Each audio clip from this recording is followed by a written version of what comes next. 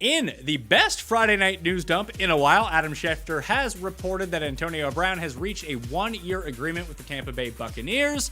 He has to pass his COVID protocol, he has to pass a physical, but he could play as soon as Week 9. The big question, at least for anyone watching right now, do you pick him up in fantasy? Quick answer, yeah. If he's free, if you can just go get him, add him right now on the back end of your roster, there's no harm in picking up Antonio Brown. I don't really expect him to do all that much, but he does have significant name value that someone in your league is going to value Antonio Brown. So if he has one good game, if he plays 10% of the snaps and gets 2 targets for 2 catches and 19 yards, but one of them is a touchdown in Week 9 in his first game, you're going to be able to sell him for a whole lot more than he's worth. The only path for Antonio Brown to have legitimate starting fantasy value in 2020 is if Chris Godwin's hamstring is much worse than we're being led to believe and he misses time, or Mike Evans' ankle is much worse than we're being led to believe and he misses time. Then all of a sudden, he's not just like a on par with Scotty Miller as a guy you might consider plugging into your lineup.